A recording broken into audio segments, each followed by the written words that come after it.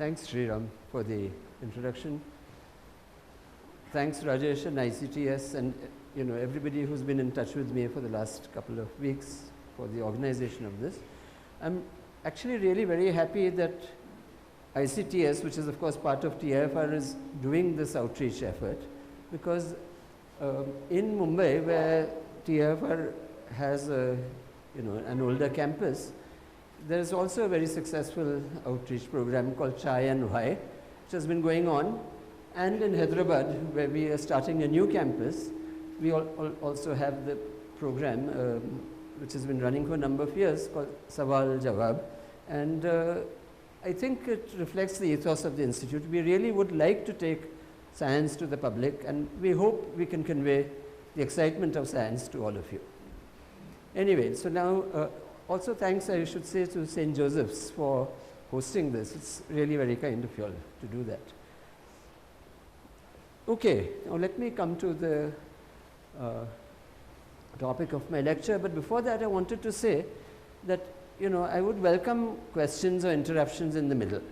I mean, don't wait for the lecture to be over and then questions and so on. Just interrupt if something is not clear, which quite often it will not be.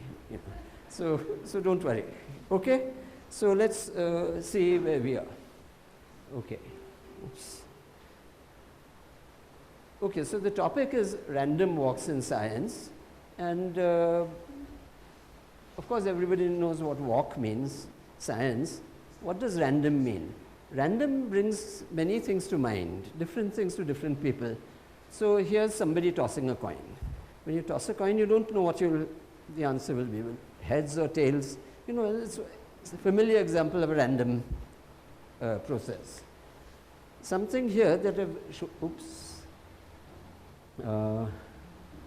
drawn here, or I've shown here, is something that looks rather strange, right? It's a path. There are dots and there are connections, and what it shows is the path taken by a particle as it moves around in a liquid. So there's a walk, if you like. The particle is doing a walk of a sort, but it's a random walk. What is a random walk? Okay, let me show you, since there's a lot of place here. So now I'm going to take a walk. Now normally you decide I want to go there, so I keep walking this way, but the random walker doesn't do that.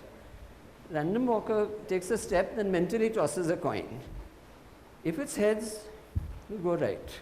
If it's tails, you'll go left. So it keeps changing. So the walk goes this way, that way, this way, that way, and you don't know where you'll land up. That's if it's along one line, but of course the walker might do something like this. Could go anywhere, have to be careful, right? So, on occasion actually I've fallen off the stage also, so I don't want to repeat that. But you get the idea. There's a walk, but which direction or which way the walker will go is not absolutely certain. Okay, so that's what's random about it. The third picture here is something completely different. It's a polymer. Have you all heard about polymers? I'm sure, have you all heard about polymers? So polymers are long molecules made of smaller objects which are called monomers. So here's a monomer, here's another. The monomer itself might have a lot of structure, and the object itself in some vague way looks like the trail of a random walk. We'll come to that a little further in the talk. Now, so you can see I'm talking about very different things. I'm talking about coins, I'm talking about particles in liquids, I'm talking about polymers. So that's the other thing about random walks. It's become like a paradigm. Paradigm means simply something that's so central to our thinking that we always think about that in relation to many phenomena. It's not that all phenomena are really described by random walks, but paradigms are useful because then if there are differences from that, you can study those. But because of the nature of the subject, so the title Random Walks in Science has two meanings. I mean, one is that I'll actually tell you about the random walk, but it's also, the talk is also going to be rather random. You know, I'll talk about this and that and that. So it's a random walk in that sense also. Okay, let's go.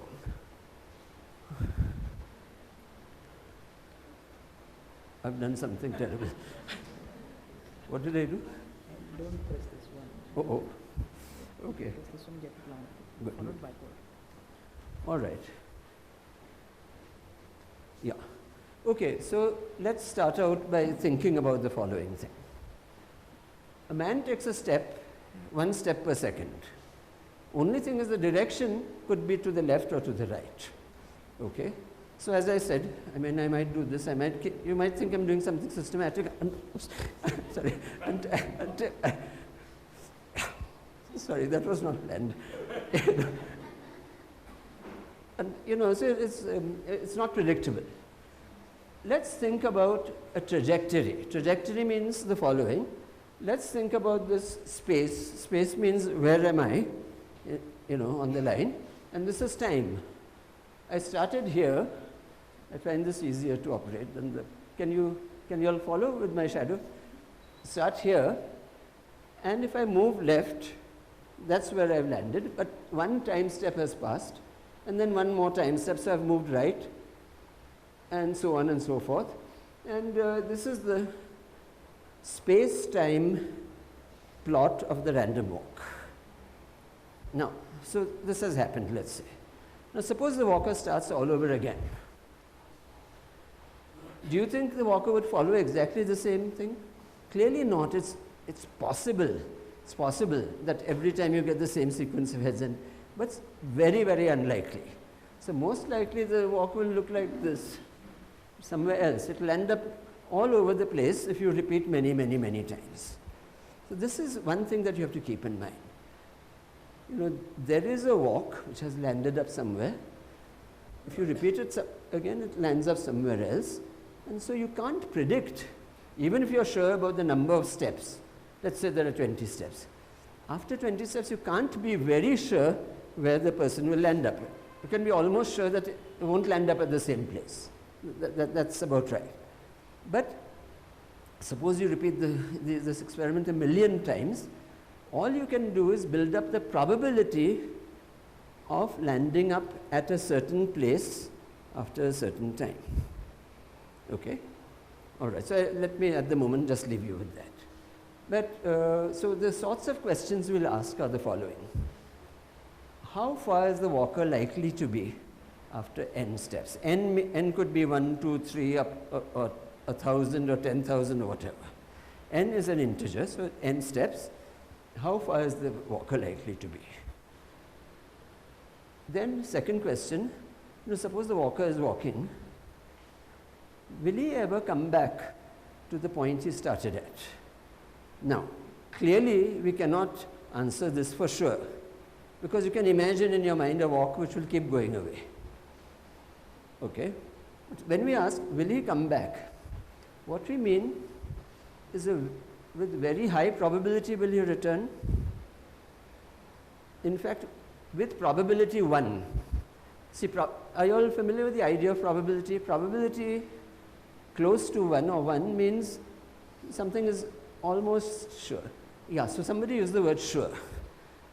Yeah, so probability 1, you might think is sure, but there's a slight distinction between certain and probability 1. Because you could have events or something that happens which do not contribute to the probability 1, but whose probability is so low that it's not even counted in the, I mean, in a sense. We will again come to examples of this. So there's a fine distinction between probability 1 and definite. But for practical purposes, it's definite. Okay. Right. Yeah, question? No, that was just you making a remark, I guess. Yeah, okay. All right, yeah, yes.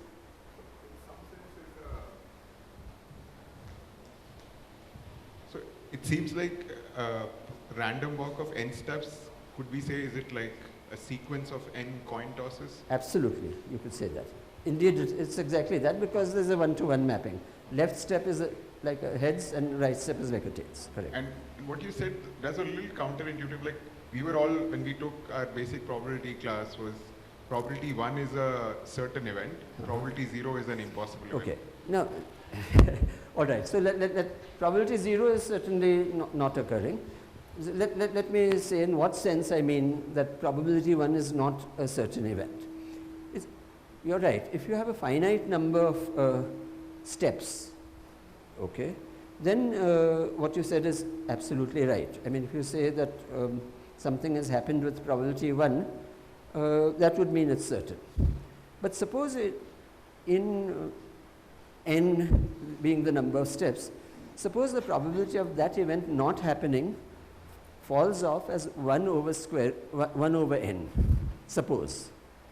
Then in the limit n going to infinity, that 1 over n will go to 0.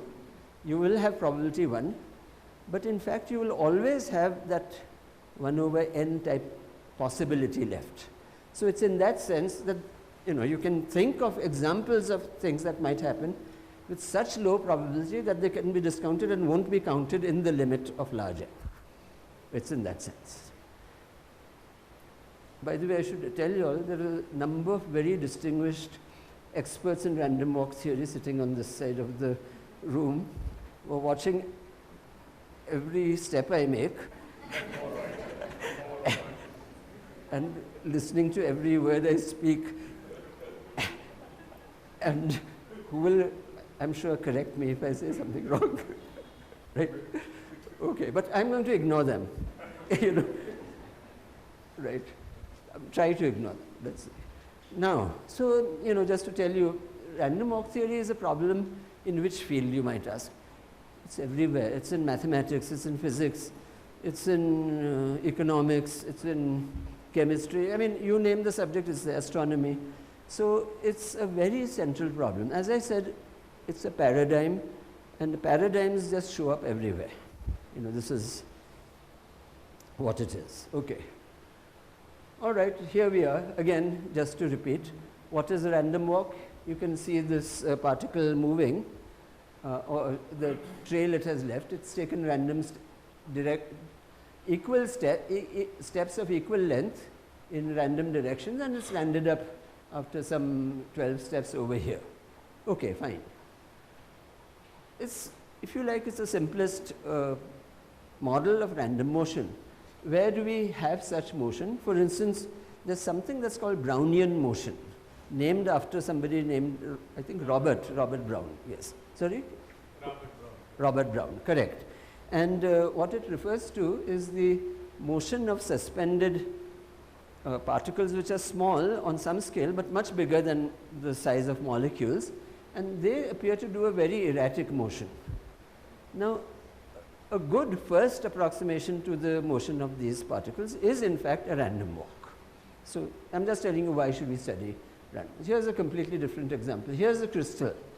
A crystal has an arrangement of atoms which is very nice and periodic like this, except in this arrangement something is missing. That thing that's missing is called a vacancy. It's all right. I mean, here it is. I mean, it's almost perfect, but not quite. But now just see what might happen in time. This particle might hop there. But if that happens, the vacancy will move there, right? So rather than talking about particles moving, equivalently we can talk about the vacancy moving. And it turns out vacancy diffusion, or the movement of vacancies through materials in this way, is very important in understanding the material properties. But if you think about it, this vacancy is just doing a random walk, and so that's why we ought to study random walks. Polymer conformations, or conformation simply means the shape or the actual arrangement of monomers in the polymer, also looks like that. So we are interested in asking about, how do these paths look like? Okay. Well, this is some little bit of philosophy. I have to just say that, as students in college or in school, we always think that the thing to do is to give the right answer. Yeah, I mean, but more important to ask the right question. You know, so this is what you learn in life actually, not only in physics research, but in life. Ask the right question. If you ask the right question, the answer somehow you'll figure out, or somebody will figure out, it's fine. So that's the aim of physics. You know, we want to ask the right question, and we want to find something simple at the heart of everything. The simpler, the better. You know, and simple is good. You know, so if you understand something, you know, in terms of something simple, that means you really understand it. You know, if you ask what do you mean by understand, it's, you know, you reduce it to something simple. That's what we mean by understand. And okay, so as I said, one needs to ask the right question. Here's a cartoon, and you know, often as scientists, or whatever you do, actually, you get so involved in your day-to-day activities. Like these two professors have been writing equations for weeks. They've forgotten what was the question. You know, this can happen. You know, so both are important. So students, you know, don't forget the questions, you know, that are important. At the same time, don't just sit in an armchair and just ponder over the questions. Very important question. No, that's not enough. Start working. Life is actually in the details, and you have to work out the details, but keep the question in mind. Okay, that's my philosophy slide. Let me move on. But in the history of random walks, now I want to tell you, somebody asked the right question.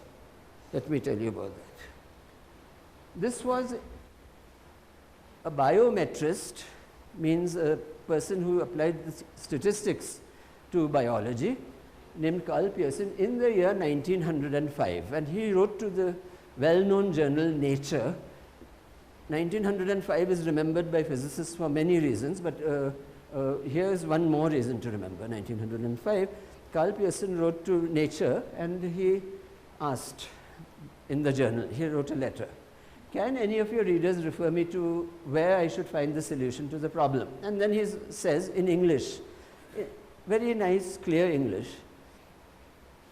What I meant is English as opposed to equations or something. You know, could be any language, but without invoking lots of equations. Man starts from point O or 0 and walks L yards in a straight line, turns through any angle, walks L yards in a second straight line, then repeats this process small n times. I require, he wants for his work, the probability that after these n stretches, after these n walks, steps, he is at a distance between r and r plus dr from his starting point O.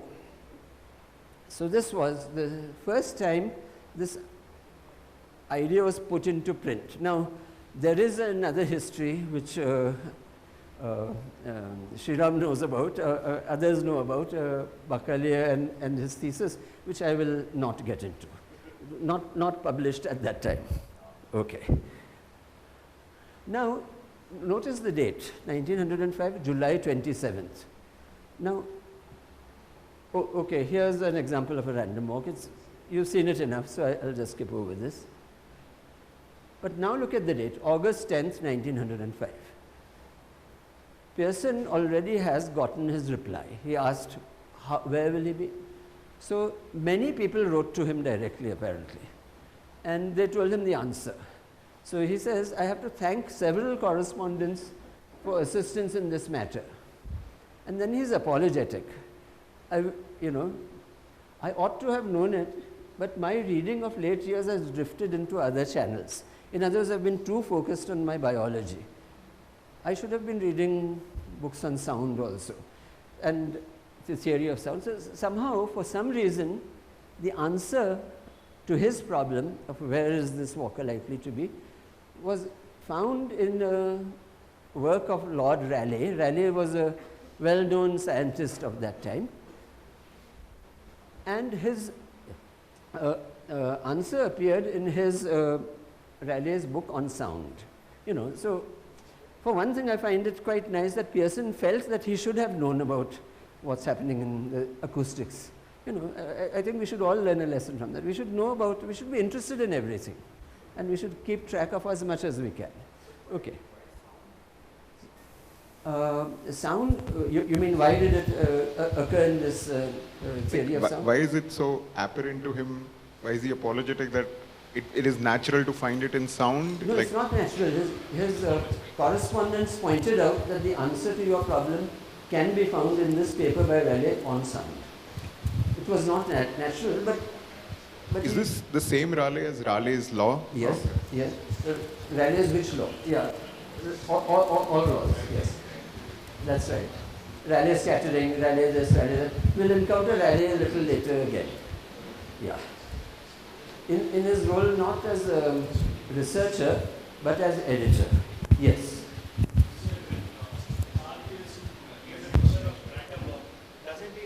Didn't he need to define the R and AR? Because unless he defines it, you cannot find a probability of him being in a distance between that. I mean, yeah, okay, what he meant, I mean, I don't know if he defined it well enough. Partly I've taken only excerpts from the his question, but like if you start here and go this way, for instance, you might land up, the question is, what is the likelihood you will land up within a small region, call it dr, of R.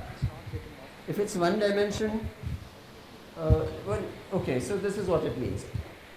So his question is quite precise. Take a point, fixed point R, and take a neighborhood of that. We'll call that neighborhood dr. What is the probability that you'll end up there? He wants that answer. So is that okay? Yeah. Sorry. Yeah. Anyway, so now here comes for the first time this very apt and enduring image of a random walker. It's somebody who has just come out of an inn after, you know, having a lot of alcohol. So he's drunk. So why? Because the drunk doesn't know where he's going, you know. Yeah, okay. So, right. So it's a good way to remember a random walk. And if you want to see somebody, just go and stand outside a bar. You'll see something. Yeah. Right. Okay. So here, the lesson of Lord Raleigh's solution is that in open country, the most probable place to find a drunken man who is at all capable of standing still is somewhere near the starting point. We'll see this. You know. Yeah. The most probable. Okay. Doesn't mean typical. There's a distinction between most probable and typical. We'll see. Okay, so here's the picture that goes along with that. And here's R and Y and X also marked out. Well, just to give you an idea of what random walks look like, the trails. Here's a 1,000-step random walk. You know, so what you see is that it's rather sparse in places and it's rather clumpy in places. It's clumpy because the walk can be random and it just can go, you know, it has come here from some, so it started here and then it's kept going forward, backward, then come out, done something, gone back, etc. So, but it has this typical appearance.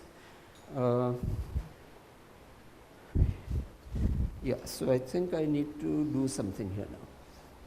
Okay, so, yeah.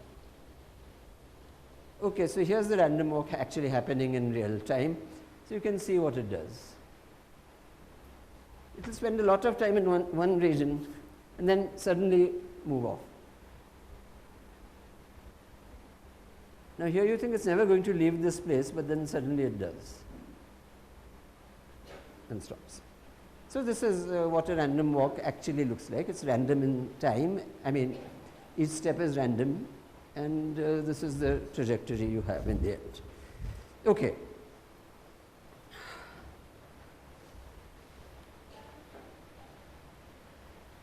Okay, in my randomly going over topics, now let me turn to Brownian motion. Okay. Brownian motion, as I said, refers to the motion of small particles which are subjected to some sorts of random forces when they are immersed in a liquid. The first person to observe this actually is not Brown, but somebody named Jan Ingenhousz. Ingenhousz was actually a physician at the court of the Austrian emperor or empress, I think. And for some reason, he sprinkled finely powdered charcoal on alcohol and saw rapid movement of the charcoal. Today, when people examine this, they're not sure whether it was actually Brownian motion or due to evaporation from the surface that this happened. But perhaps he had actually observed this, we don't know.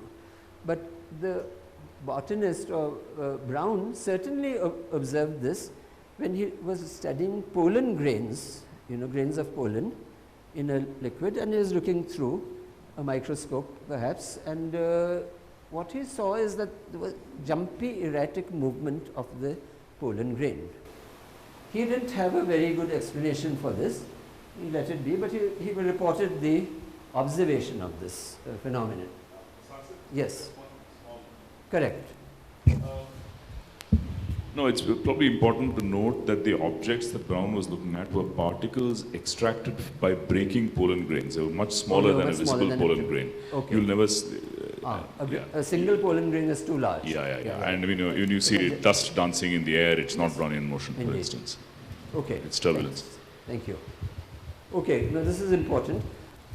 The particles ought to be small as possible for you to be able to see them. If they are not, they'll either sink or do things that are affected by, of course, the pollen grain may not sink, but or they may be affected by larger scale other sorts of movements like convection or something like that, which is not what we are talking about. So Sriram's point is very apt. It's tiny objects of the order of a few microns in size, which are performing this motion. Now, the real breakthrough actually came in 1909 when there were careful experiments done by a person named Jean Perrin, a physicist in France. This is actually an actual observation that Perrin made of the motion of one of these micron-sized colloidal particles. So here it is, it starts here, does this, does that, and he followed it for quite a while. Here are examples of tracks of, so as you see, each track is different. It has to be because the motion is random. This is what I was telling you as well, right? Are you all with me? Yeah, okay, right. Turns out this experiment was hugely important because this sort of erratic movement that one saw, you could not explain on any ground other than what Perrin said the reason is, and that is that this tiny object is being actually bombarded by molecules in water. Now, just a point about molecules. Everybody in the room has heard about a molecule, right? Am I right? Yeah. And we take it as a fact. We are taught in school and college that matter is made of molecules. It's actually true. I mean, I'm not going to dispute that. It's true. But it wasn't so obvious, until this experiment. True, Maxwell and Boltzmann and Clausius and many others had actually built theories built on, assuming that there are molecules, and if there are, then, lots of very deep physics implications can be drawn. But there was a strong resistance by some rather influential physicists, including Ernest Mach and many others, several others, who denied the existence of molecules, saying that this is all a fiction. Who says there are molecules? This was their general philosophy. And it's only when this experiment came out, nobody could come out with any alternative plausible explanation, and the resistance to the idea that there are molecules actually went away. So this was important in establishing molecular reality, the fact that molecules are real. Sir, even Einstein had established molecular reality. Well, this Same Brownian mode. indeed. So this experiment, as I'll say in the very next slide, was done in response to a suggestion by Einstein. So Einstein, of course, firmly believed that molecules existed because there were so many inferences one could draw which were correct from that. So but he suggested to Perrin, well, in general, somebody should do this experiment, look at these tracks. Why? Because through an ingenious chain of argument or reasoning, Einstein pointed out that if these tracks are well enough observed, you can deduce something called the Avogadro number. Have many of you heard about the Avogadro number? Sorry? Yeah. So can somebody from the college tell me what the Avogadro number is? No. Number of molecules in a mole. Then that's right. So that's the definition. It's the number of molecules in 1 gram mole of the substance. Right. And the number today is well known. We all know it to 3 decimal places, 6.023 times 10 to the 23. Everybody knows the number. But before Perrin's experiment, nobody knew the number. People had no idea what the number is.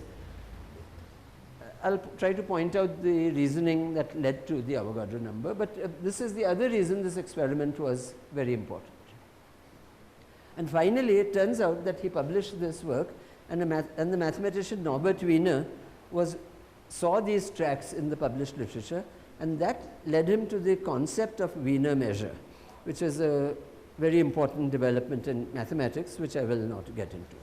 So it had manifold, various and manifold effects. So it's good. But what I like best about Perrin's work is this sentence, which I've put in italics in the middle. And this is really remarkable, thinking that it was done way back in 1909. He says, look at this track.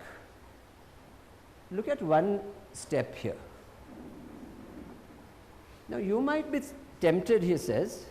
Okay, by the way, I should backtrack and tell you what these points and steps mean.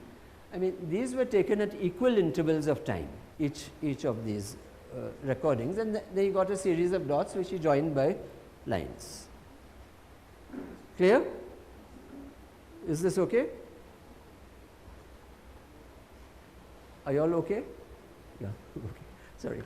Okay, yeah. So I hope, to the specialists, if you feel something is not clear, just point out.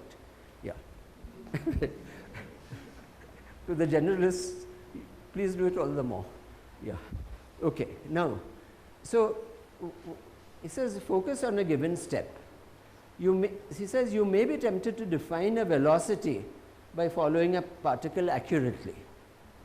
But such an evaluation of a velocity would be grossly wrong. It would be wrong because if instead of measuring where the particle is every second, I had done the same procedure where I measured it every 1/10 of a second. What I know is that in those 1/10 of a second steps, 10 steps later I'll have gone from here to there. But he says each segment, meaning each such line, would be replaced by a polygon, ignore the word polygon, by an object which is as complicated as this whole figure. What it means, okay, this looks pretty complicated, let's say. Line looks pretty simple, but actually that line is made up of an object which is tinier, much tinier, but as complicated as this. And it has segments of its own. Now focus in on those segments and ask, are they really straight lines? No, they are not. they are made up of objects which are as complicated as the one that came before. So this is what in modern day language we call a fractal. That's right. And I think Perra's definition is about the clearest definition of a fractal that I've seen. You know, very clearly written, and it's amazing that he knew it. Okay. Einstein, Brownian motion. There you are, 1905. It all gels. So 1905, Einstein published 3 important papers. Relativity you all know about. Many of you might have heard about. Okay, the special theory of relativity. You might have heard about his Nobel Prize work on photoelectric effect. But the third paper was on Brownian motion. And again, there were key insights in this paper. See, one of the key insights is that look at this larger part. You have molecules that are all swimming around. They are sharing their energy with each other. Now you suddenly put this larger particle in it. Is it a molecule? No, it's not a molecule. But will it share something with the molecule? Yes. So what he says is that a larger object, which is the suspended body, differs from molecules only in size. It's a bigger object, but it's subject to the same random forces as molecules when they collide. In other words, molecules collide with each other and randomize, and so does this. And in fact, in the process, the average kinetic energy of that particle would be the same as that of a molecule. They're all determined by only one thing, namely the temperature of the solution. Now, so coming back to your comment, which was very pertinent, Einstein suggested doing an experiment, measuring these tracks, thereby finding what is called the diffusion constant, namely the ability of a particle to move under this random motion and how far will it go. You know, this was the suggestion of Einstein, and knowing that, experimentally measuring that diffusion constant, turns out so the relation for the diffusion constant involves what is now called the Boltzmann constant. Okay, I hope I'm not becoming too technical. The Boltzmann constant itself is the gas constant R divided by the Avogadro number. Now, gas constant was known for years. This would help determine the Boltzmann constant. Therefore, by dividing one by the other, you could find the Avogadro number. And Perra, when he did it, found the number 6 times 10 to the 23. He didn't get the 0.023, but who cares? You know, in some sense, he did it, and he did it very well. So this was the first determination of the Boltzmann constant and the Avogadro number. Diffusion constant is same as Boltzmann constant? No, the diffusion constant Einstein related through what is called the Einstein formula, which involves KBT, the absolute temperature, and the Boltzmann constant. And so if the temperature were to change, the diffusion constant would change as well. But since the temperature is known, one can actually measure the diffusion constant. Okay, so this is the point. Yes. Okay. All right. So since we talked about collisions, you know, let's look at a simulation. This is a computer simulation. Yeah, you can put it on. Of a whole lot of balls which are colliding with each other, conserving momentum and energy at each collision, and suddenly in the middle of it all you see a white track. That is a single particular labeled ball, and we are just following its motion as it keeps colliding. What I would like you to observe is that although this is a system in which there is nothing random in the rules of motion, because it's just Newton's laws, things colliding and moving, etc., nevertheless definitely has a lot in common, resembles a random walk. Okay, so random walks can arise not only by putting in the rule of moving, you know, randomly, which I did in the first place, but also in more complex systems like these colliding spheres, simply where the evolution is just following ordinary physics, Newton's laws, the randomness coming from the many particles and the random arrangements of the particles, and not only random arrangements, but shuffling in time. So you can imagine all the particles are moving and doing something as complicated as this. Okay, but here's another random walk coming from purely deterministic. Right. Can somebody flag me for time? How many? 20 more minutes? Okay. All right, let me go ahead. So, what's if you ask a physicist or somebody, what's the most common and simple example of random motion? I mean, they won't talk about people coming out of bars, they'll talk about gas molecules. Molecules in a gas, and they're performing a random motion, and this picture of molecules hitting the wall and bouncing back and giving that effect giving rise to pressure has been there for many, many years. And one of the great developments of the kinetic theory and then statistical mechanics done in the 19th century relied on a model like this. Now, I wanted to tell you a little bit about the history here. So, these molecules are colliding with the wall, they are colliding with each other, and they have a typical speed. Is this, the directions are random, is the speed exactly the same? The answer is no. There is actually a broad distribution of speeds. But this was not clear to the early practitioners of, who were studying this, in particular not clear to Clausius, who was one of the people actually very involved with the kinetic theory. The name we all know about today is Maxwell, because he was the first to actually calculate the form of this distribution. But I wanted to point out there was a paper written in India, that too from Bombay, about 14-15 years before Maxwell. It was written by a Scotsman named Waterston. He identified the temperature. So first of all, he had this picture in mind. He identified the temperature with the mean squared velocity, namely the kinetic energy, and he had deduced what is now called the equipartition of energy. So long before Maxwell. How is it that we somehow don't know about this? College students, did you all know about this? Rest of the public, did you? No. Okay, Sriram knew because I told you. Okay, okay. Rajesh knew. Good. That's the most important thing. Right. Okay, I'm from Bombay originally. That's right. Right. Right. Okay. So here is the Bombay connection. Waterston was employed by the East India Company.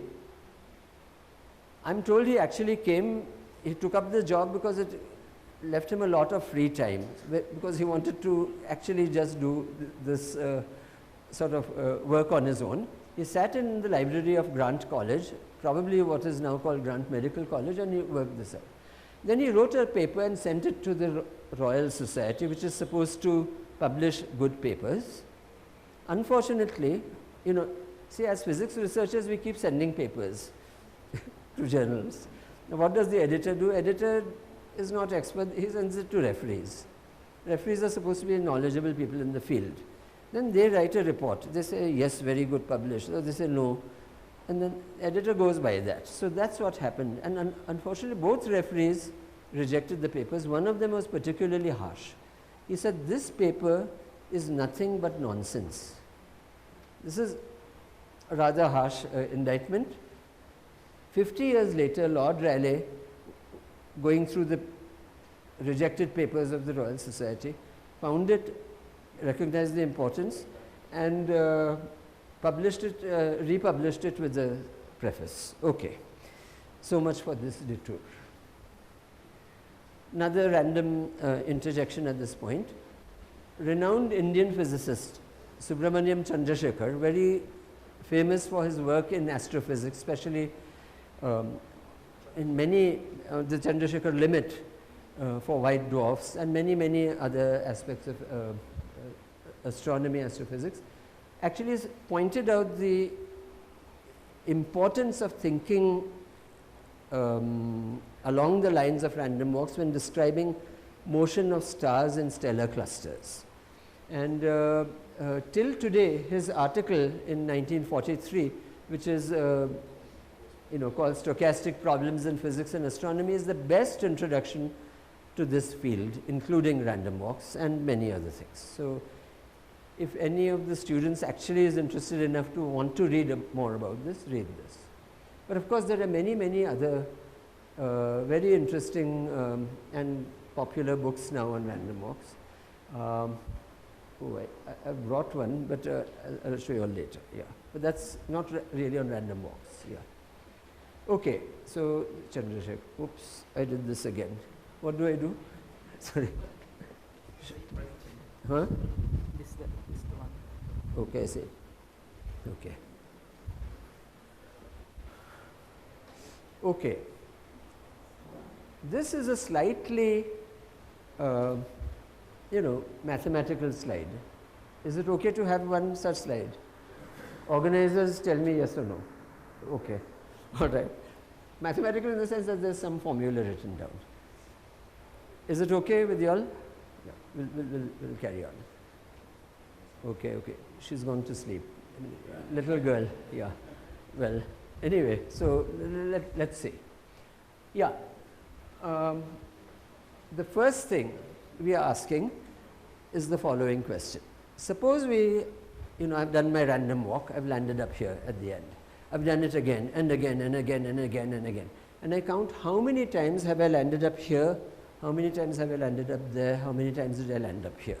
That will give me a frequency distribution or probability distribution for reaching a certain point R at a certain time t. Now, maybe before I do that, can I ask you all to just follow this one very simple thing on the blackboard?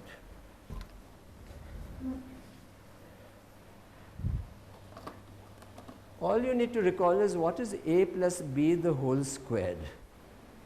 Does anybody know? A squared? Yes, please. Plus b squared plus 2ab. Okay, sorry, actually what you need to know is a minus b the whole square. So, a squared plus b squared minus 2ab. Okay, good. So, we are going to put that to good use. So, suppose we have this walker starting at this point 0. These are points that it can visit, 2, 3, etc. Here is -1, -2, -3, etc. So, this line goes on forever, and so does this. It goes forever. Okay. Now, the walker lands up at some. So, let's say the walker takes n steps. And let's say in a particular walk, after n steps, the walker has reached a point which is x sub n. Is the notation clear?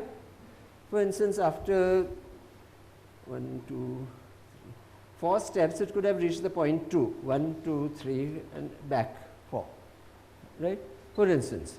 Now, I want to write a small equation. My equation is going to be very simple. Suppose I have landed up at this point xn after n steps. I am not sure how I came there. Many things might have happened, I have landed up there. But I only know that the step before that, I must have been either here or here. Agreed? So, this xn must equal x at n minus 1, because that is the previous time step, plus, let me just call this thing, what shall I call it, S. Let me use capital, this is some object delta sub n, which is 1 or minus 1, right. So, wherever it was, it could have moved this way or that way. Okay. So, this is a clear enough equation. Let me square this, and this is where I will rely on you. Okay, so xn, let me take the square of this. What is it equal to now? A plus b. So xn minus 1 squared plus this object delta n,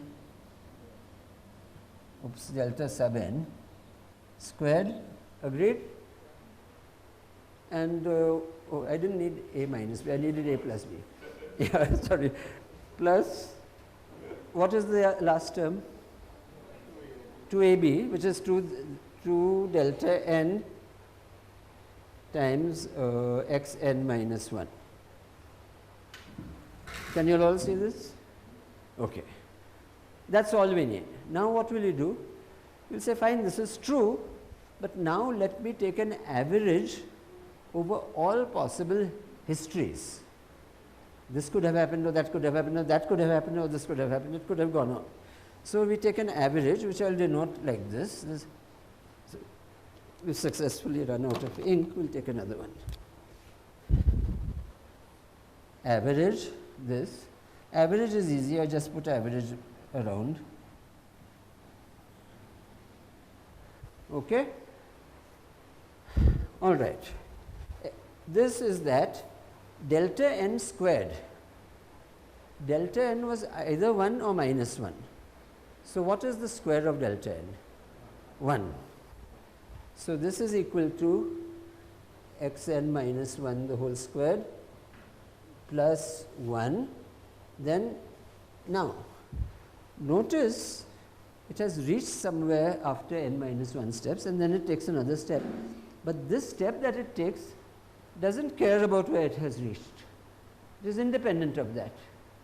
So therefore I can write this as 2 times average value of delta n times average value of xn minus 1. But delta n is 1 or minus 1. Can somebody tell me the average value? 0. Average of 1 and minus 1 is 0. So this is 0. This is all we need. So just to repeat this equation here, xn squared is xn minus 1 squared plus 1. So let's use this equation. Suppose you ask for x0 at time after 0 steps. It has not started. So that's a 0. So x0 squared is 0. What about x1 squared? So x1 squared I can now find. x1 squared is x0 squared, which is 0 plus 1. So that is equal to 1. Agreed? So I'm setting n equal to something to find this. All right. What about x2 squared? So x2 squared is x1 squared plus 1. But I've already found x1 squared, that's 1. So this is 2. What about x3 squared? That's x2 squared, which is 2, plus 1. So that's 3. By now the pattern is clear. Without thinking, x4 squared will be 4. Will you, check it. x5 squared will be 5. x100 squared will be 100. x10,000 squared will be x10,000, will be 10,000. So it's saying xn squared is equal to n. Very important, because we can take a square root.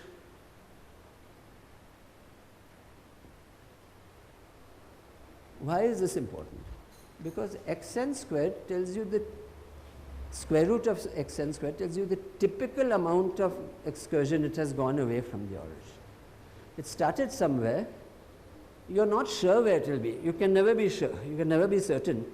But if you want to know roughly how far will it be and how that farness will depend on n, this is the answer.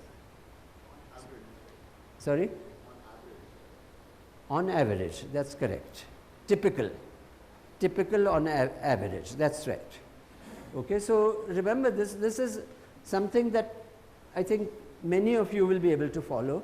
It's a simple and important result that the typical excursion, typical movement away,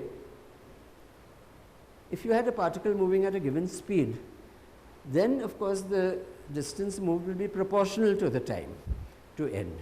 Here it's proportional to square root of n. Okay, so remember this. Okay, this is what I wanted to say, but this appears in this formula back here after time t, which is like after n steps. Where is it? Well, see, the answer is that there's a function known as the normal or Gaussian distribution, which has this form. But notice that x squared comes along with t. X squared is proportional to t in a sense. X goes like root t, which is exactly what we've derived here. Remember this derivation because it's so simple. Okay, fine. Let me ask a slightly different question. I'm doing a random walk. What is the probability that I will return to the point that I started at? Okay.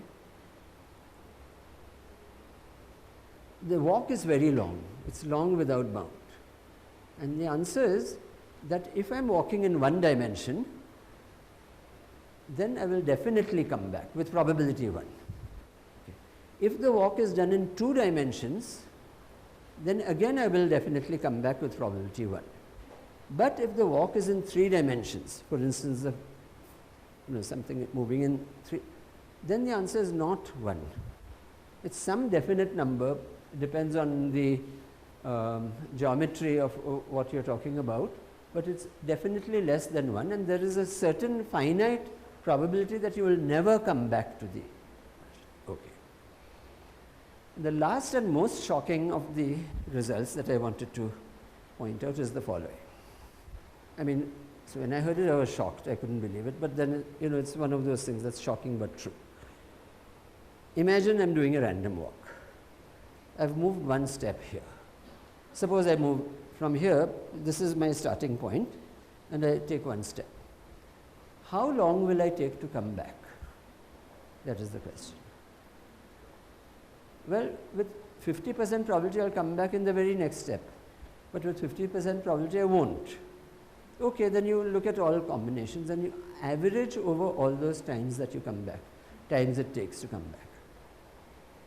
You already know that you are definite to come back from the previous result.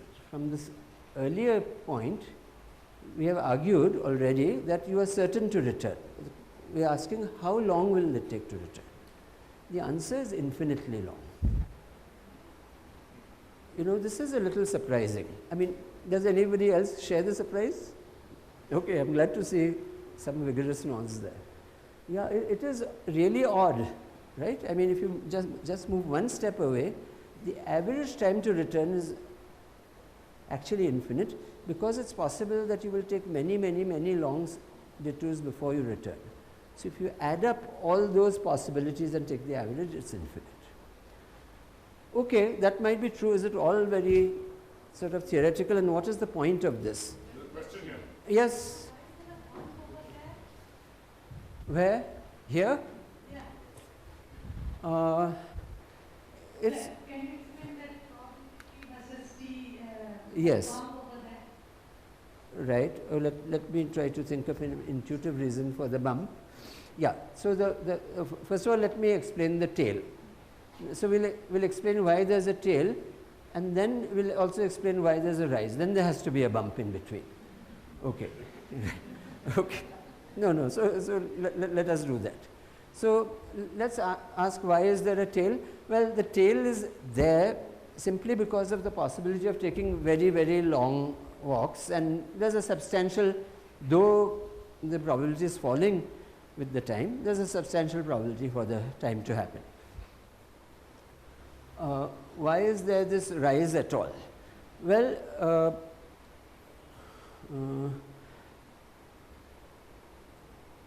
the probability, why does it go up, is what you're saying at all. Well, it has, let me think. You can't return in 0 time. Yeah, you can't return immediately. So okay, so the fact is that there are short walks, like 2-step walks, 4-step walks, etc., where I do return.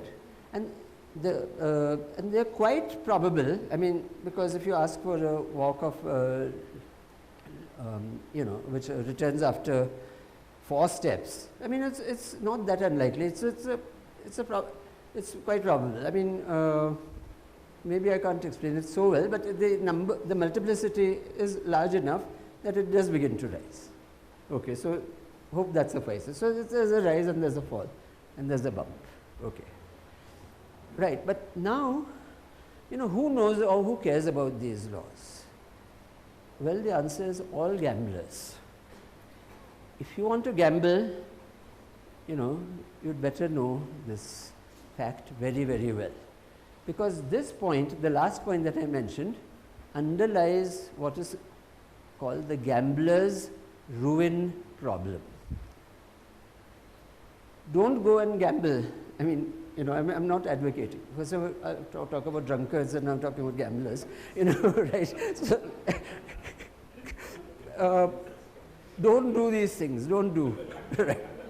But in case you have to, then remember this, okay? So let me tell you about the gambler's ruin problem. How long will it take to recover a loss? As was pointed out early in the lecture here, tossing a coin, heads and tails, is the same as a random walk. I mean, it's a one-to-one mapping. Because suppose I have tails, heads, etc., and I have a rule which says that every time I get a tails, I'll move left. Then I can just trivially write L for T and R for H and get a sequence like this. And this will tell me an algorithm or instruction for the random walker. Move left, move right, move left, etc., etc. Okay? So a random walk corresponds to coin tossing. Now suppose there's a game. Let me pick Sriram.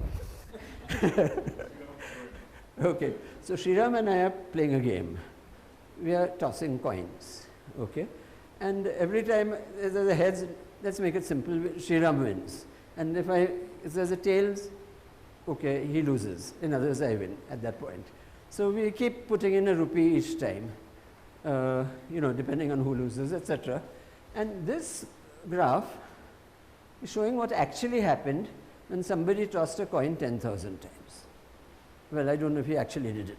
So a person named William Feller, he has a very nice book called An Introduction to Probability Theory and Its Applications.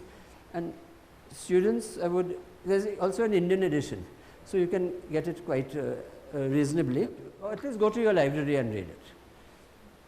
Now, what is this? This is number of tosses, so 500, then the scale has changed, 6,000 up to 10,000 tosses, so many tosses.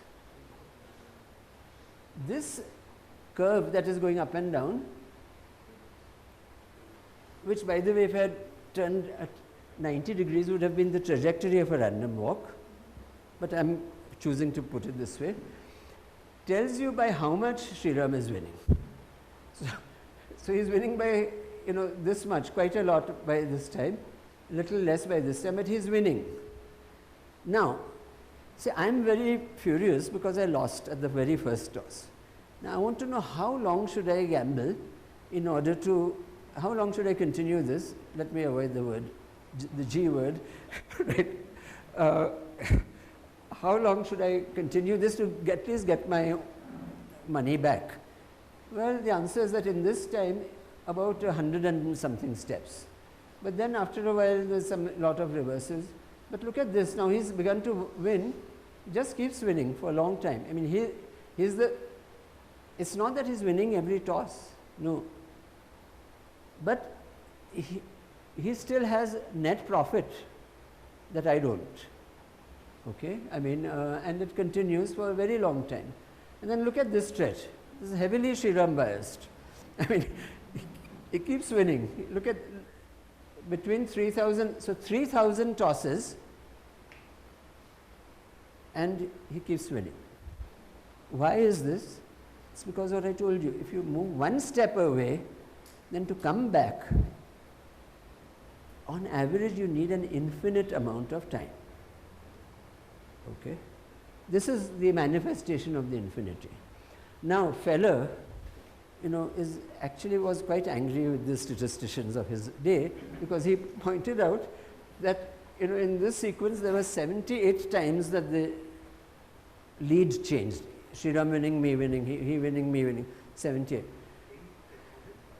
in 10,000 trials. And most trained statisticians, just felt that that is too low. Then fellow also told them, look, but I also have an example where there were only 8 changes. And they just refused to believe him, but of course fellow was right. Now I did one simple experiment, which is the following. See, look at this sequence. You understand what this meaning of the line. Line is when we started, nobody was winning, 0, 0.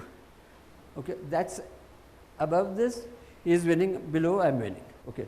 Now suppose we look at it like this, that we start from the last point, and that's an equally valid heads, tails, possible sequence that could have happened.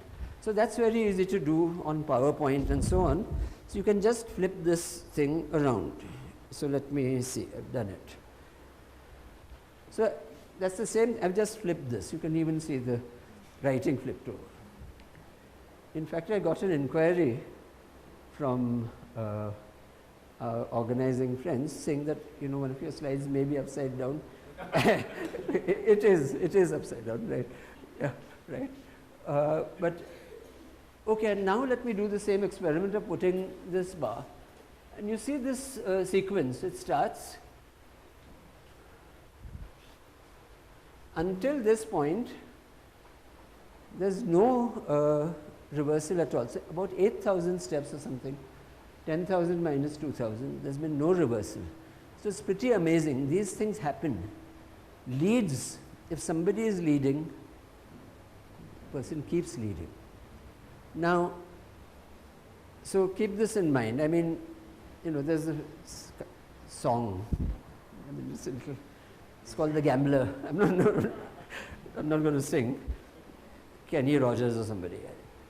No, I mean, so the gambler is giving some advice to a young man sitting across, and he says, of course, he's talking about cards.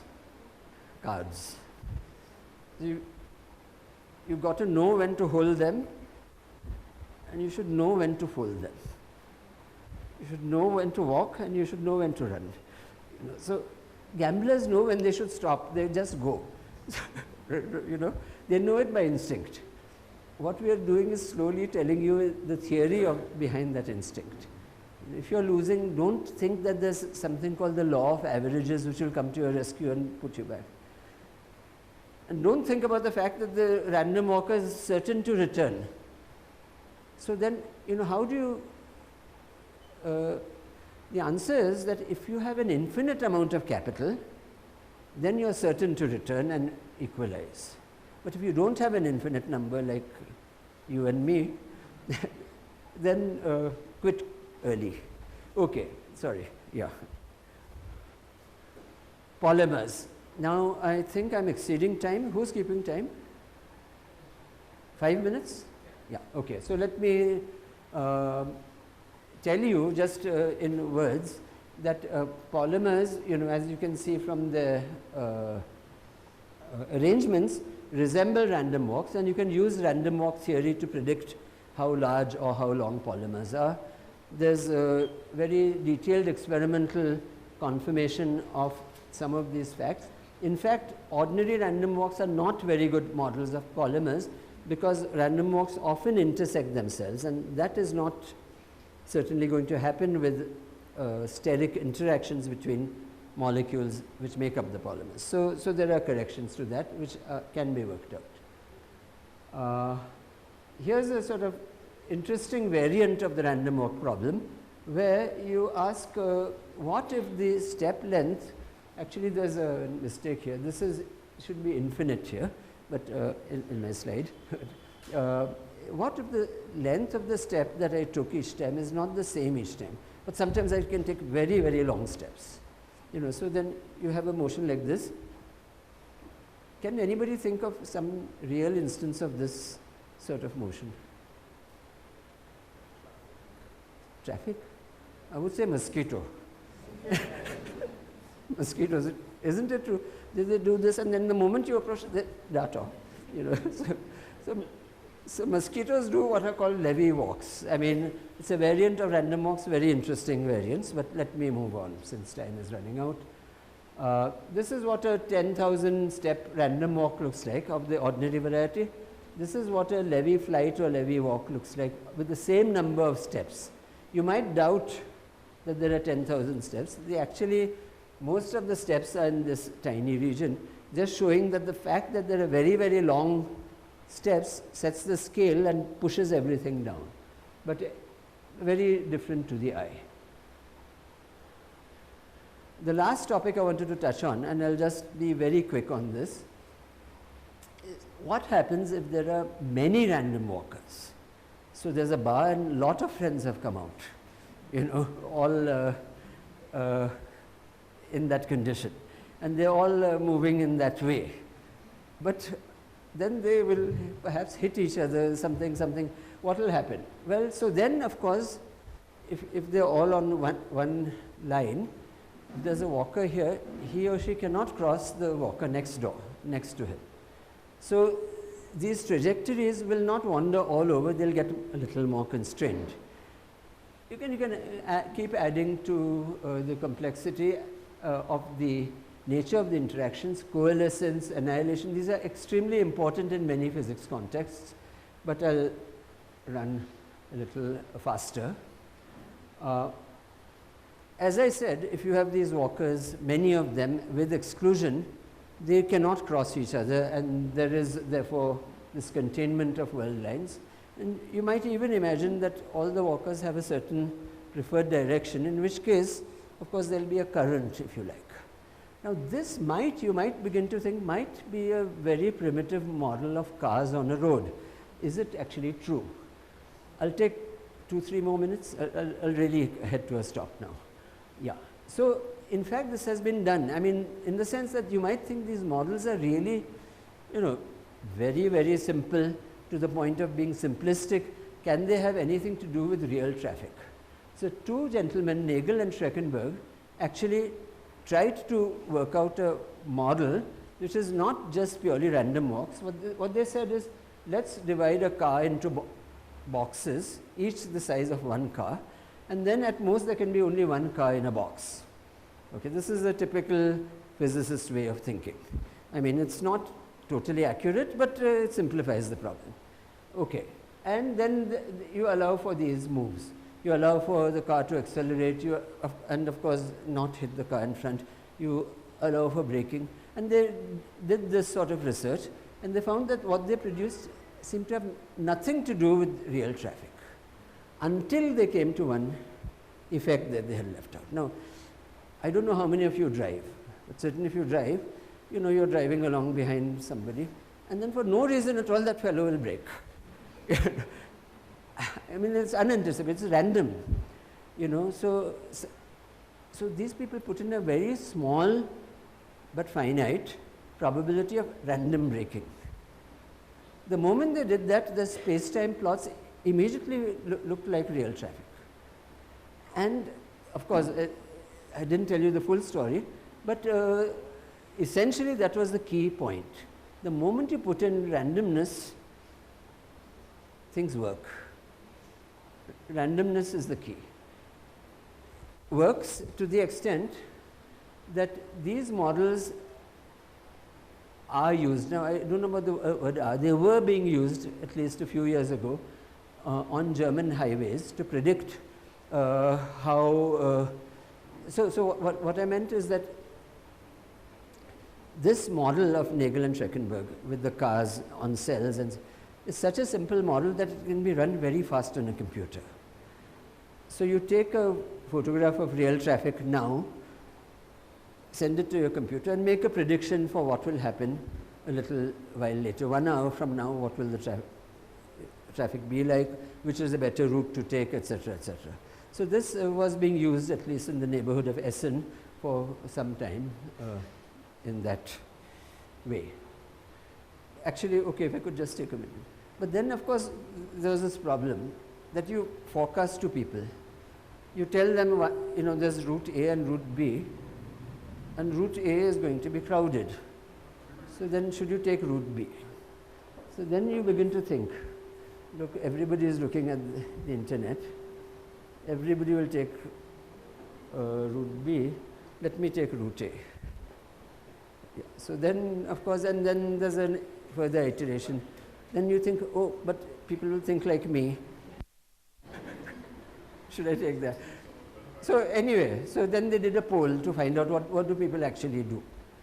So it turns out there are 3 classes of people.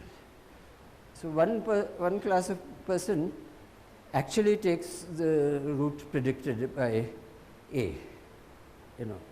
The other class tries to be a little more clever, and after either 1, 3, 5, 7 or some number of iterations of that process, they converge, they take B. They decide and they do that. The third class is sort of people like me, I mean, who just can't decide, and then they reach the intersection. And then at the last minute they toss a coin and go one way or the other. So, okay. Oops. Anyway, so the next time you're caught in a traffic jam,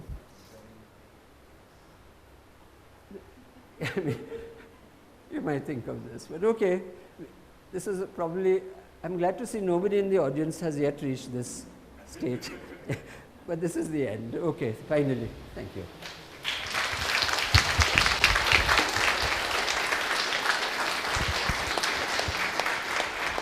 But I'm really sorry to have exceeded the time. Okay, so for questions, please raise your hands and wait for the mic to come to you. That is me to come with you with the mic. Sir, you were talking, you were talking about multiple random walkers. What about some phenomena where multiple random walkers give rise to specific patterns, like something like LDAs, DLAs, like diffusion limited aggregation, where many random walkers given a D factor, like random factor, like any probabilities at 0.3, 0.03, they give rise to fractals and many patterns. So can you speak more about that? Okay, so what the question has to do with a particular process called diffusion limited aggregation, which involves actually the growth of clusters of atoms, specifically gold, I know, grows in this way. And what happens is that there's a seed, and there is other atoms swimming around, and when they diffuse means they're all doing random walks.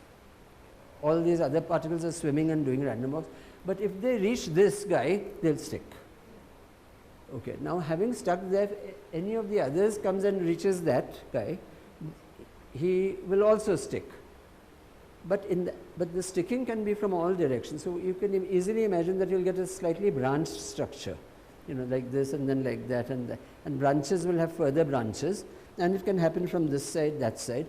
And you get a very beautiful pattern, which is, I think you're referring to, which is a fractal pattern, which is the shape of this object.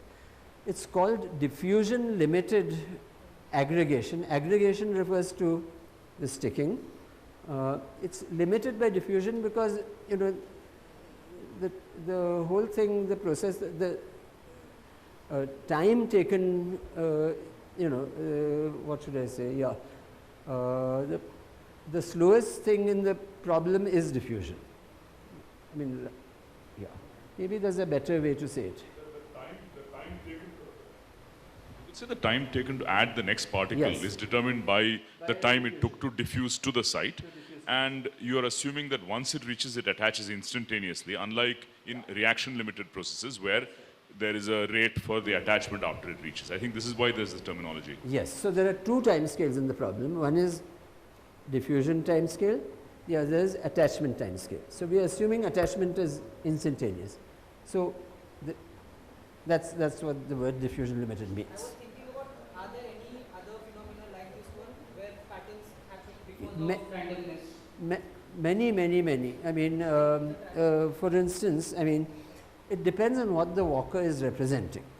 For instance, let me take an example. Suppose you have a magnet, Suppose you had a one-dimensional magnet where you have up and down spins. Spins generally spins are these objects which are tiny magnetic moments which are on each atom.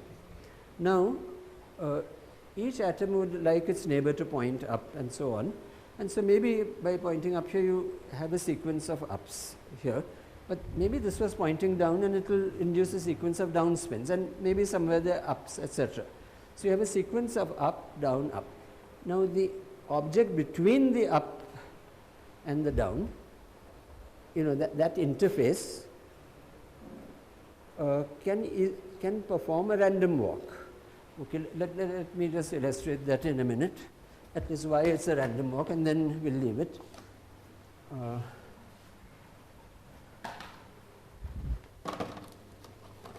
So what I'm saying is that here are the spins.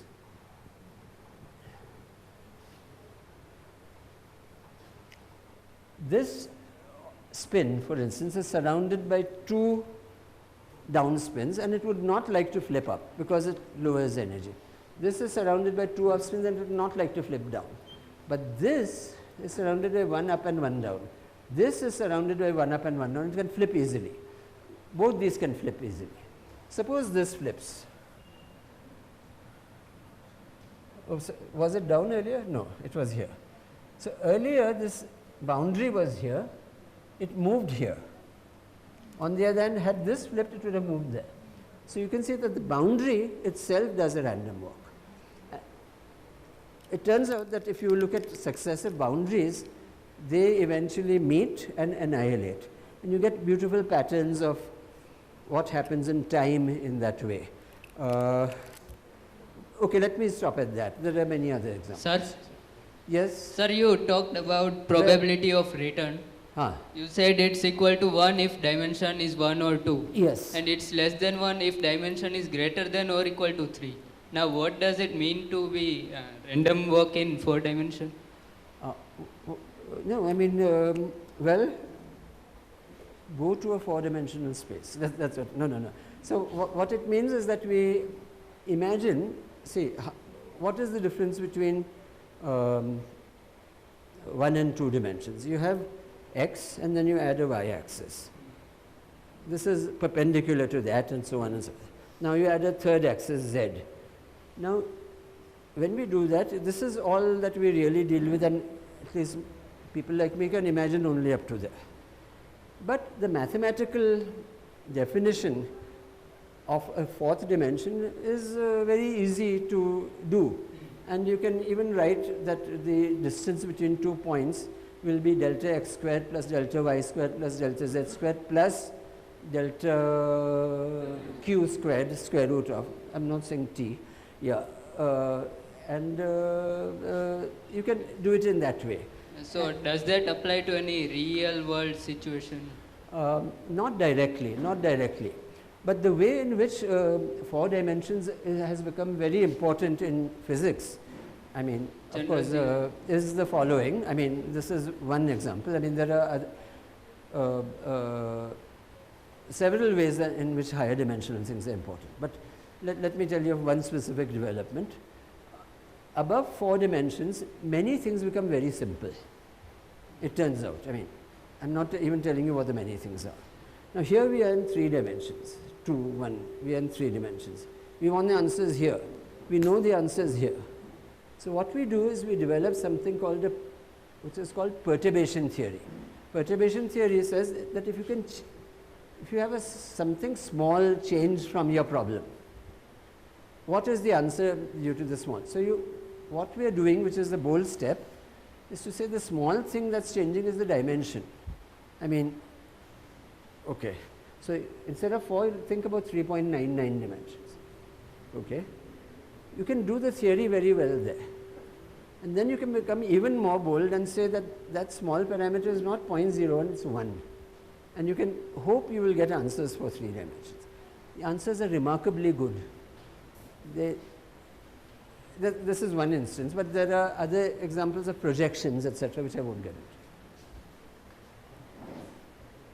Excuse me, sir. Yeah. Oh yes. Yeah, at one point in your presentation, you made a point that if I was supposed to start at a certain point, the probability of finding the random walk terminate at that point is highly probable at the initial, but not typical. So, can you please explain this wordplay? Yes, yes, yes, yes. So, can I use the blackboard again, or whiteboard? By the way, students, do you all like whiteboards better or blackboards? All those who like blackboards, put up your hand. Good.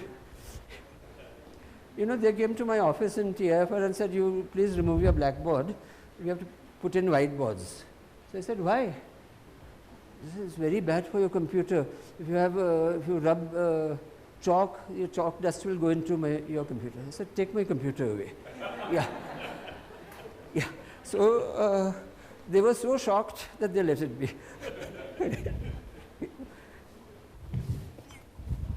Anyway, I know whiteboard is supposed to be better.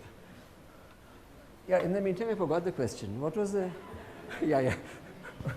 Right, okay, I remember now. Yeah, typical and, yeah. You remember this one curve that I drew on one of the things? It looked like that. This was the probability to be at site X, at point X after time t. This is the probability. Where is it most probable? Answer, at x equal to 0. But what is this an average over? It is an average over many trials. So, most probable simply means where does this curve have a typical means the following. See, here's a curve. Suppose somebody asks you what is the typical, you know, width of the curve. Well, you take half this height and just draw this width like this, measure it. That is typical because most times you will end up here. Although this is most probable, it's only one point. It's much more likely that you will end up in this region than at that one point. And that region is square root of time. Hi. My question was, the abstract said protein, it has also applications in protein interactions. I hope not, did I? Okay. But I was just curious, are there any applications to biology or more, like? Yeah, many. It started out, it started out with Carl Pearson. See, in genealogy, if you have trees and you are following a particular tree where you have options at each time, you can sort of imagine this sort of thing will be important. But more directly, okay, so, sorry? Population dynamics, genetics. Genetics definitely, certainly. So this is what I was trying to say, that, you know, in the branching of traits and how they are propagated, things like this will figure. It may not be as simple as this, but this will certainly figure in that. More directly, in many phenomena within the cell, actual physical phenomena certainly involve diffusion, because these are sort of very viscous backgrounds. I mean, things don't accelerate. They are moving in some way. Diffusion is very important inside a cell. Again, okay, so let me leave it at that. Hello sir, my question is like similar like in biological applications, like in what I read once is like stem cells, like when they are dividing in a stochastic fashion, like their fate is determined in a random fashion. So can you tell us a little bit about like what sort of randomness? I'm afraid I cannot. I mean, I'm sure there are people in the audience who can. I don't know enough about how stem cells divide, but the word stochastic certainly means with a probability. Something may happen, but it may not. You know, there's a certain chance. So, yeah, I mean, if a phenomenon is complex enough, you know, then it's a very good way to think about it by just saying that, you know, there's this much chance for this to happen and some chance not to happen. But specifically with regard to stem cells, I have no idea. What does somebody want to add something on this? No. Okay. No biologists. Yeah. So, thank you very much for this actually involved chaos, and this is something very exciting. So my question is how using randomness to find solutions to the problems. So it goes like this, that the ants use random walk to find food, right? Now when the ants are finding food, they use random walks, but then they share information also. Now my question is, when they share information, the walks are not truly random. They go from a state of truly random to a deterministic state. So how do you see this coupling of randomness and determinism to solve problems, to find solutions? Okay, so yeah, first of all, I just want to make the point, what does the word random mean? Random does not necessarily mean equally probable for everything to happen.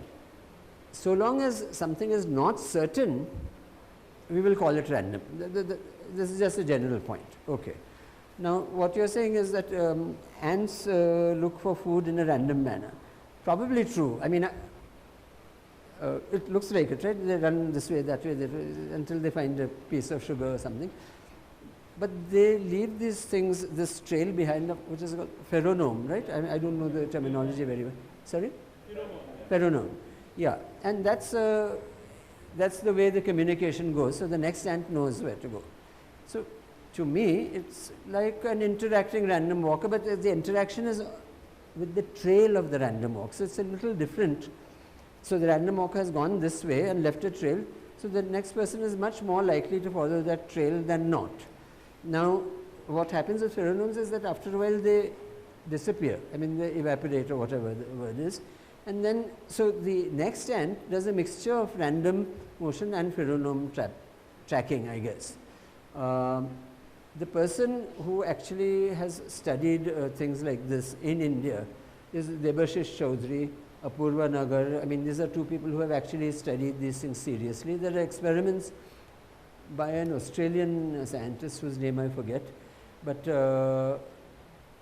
I don't know enough to tell you more. Good evening, sir. I'm here. My question was, when you were explaining Brownian motion, so you said they took Poland, like smaller than Poland, and yeah, so and it's a Brownian motion, but you said dust particles in the air. It's not a Brownian motion. He said, but he's right. Yeah, he said it's something like turbulence or something. So how do you classify a Brownian motion? Because over there it's getting bombarded with molecules. Even in air, it's getting bombarded with air molecules. No, okay, no, good point. But the point is something like this, that so when you say it's getting bombarded by molecules in air, certainly in the end it is molecules which are right. But these are large scale movements of molecules. It's like this 1 cc of air is rising, which is 10 to the 23 molecules of air rising, 20 to 22, whatever. Whereas in Brownian motion, what we are thinking, okay, so that referring to the dust particle. So it's carried by this convective eddy, which is a large scale object. Many molecules in that, so many that we even don't think about molecules in that. Okay, but coming back to Brown, what he saw with these objects that came out of the pollen grain is presumably an actual bombardment by individual molecules of the fluid. So that is different, and that is Brownian motion. Brownian motion refers to the motion induced by actual molecule, and remember, the molecules in the fluid are not organized. Unlike the molecules in a convection roll, they are organized. Can I take a shot at answering that question, yes, possibly? Yes. So think of having the fluid is moving one way, and think of particles which are moving in that fluid. If the particle is affected by the motion of this fluid, then that's not truly random motion. Whereas if it's not at all affected by what the fluid is doing, then that would be called a truly random motion or truly Brownian motion. Very well. And so on. So, thank you. Sir, yes, do these particles at any moment, like when they are doing random walking in multiple case scenarios, do they exhibit or experience contact inhibition at all, or they have always been in motion? Can you explain what is contact inhibition? like, do they experience any kind of contact inhibition when they are in motion? Like, at any point and just terminate at that particular moment and then again regain the moment and... Yeah. So there are many instances in which this does happen. I mean, for instance, the way some set of bacteria move have very different sorts of, two sorts of episodes in the motion. What they do is they run. So it's called run and tumble. So they may just go in one direction. That direction could be random. Let's say it's random. So there's a random. But then having reached that, they suddenly tumble around. They change their orientation a lot. And then they move again. So this is not quite what you were asking, perhaps. You were saying inhibiting. What do you have in mind? You mean stop, is it? Yeah, no. So quite right. So I mean, you could. So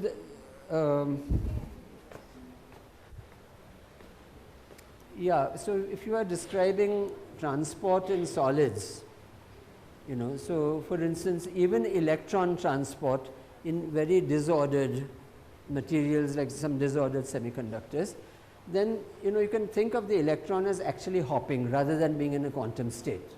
Okay. As it hops from one well, so these are potential wells where the electron gets localized for some time. So it moves, it gets stuck for a while, and it's not very certain exactly when it will hop next time. So there is a spread of times between the hops. So it goes, stops, goes again, stops, etc. But over the large scale, it resembles a random walk. I hope sort of answer. Yeah. So my question is pertaining to seed dispersal. To what? Seed dispersal. There seems to be some link that the distance that the seed travels from its parent tree has a link to its ability to survive. There seems to be some established. But whose ability to survive? The tree. Seed, the new seed. The new seed. Okay. Ability to survive. Do you see, or have you come across some possibility of modeling the seed dispersal, assuming just one mode of seed dispersal as a random walk? You see, or have you come across someone? I haven't come across, but I'm just trying to imagine. I mean, these seeds are dispersed in some fashion. I mean, there's some shaking and. One mode of dispersal, maybe air. Yeah, by air. But once they land on the ground, they are. So it is assumed that they will survive. Okay. But then the distance has an implication on its ability to survive, because in a forest scenario where there is competition for survival from other seeds as well, trying to occupy the same space, the distance of that this seed travels from a parent will determine its ability to grow up, which will. Okay. No, I have not seen it, but one could, build a model around that. Around this phenomenon, but I don't know of any study myself. Okay, sorry. Now I come back to this. I have two announcements. Let's.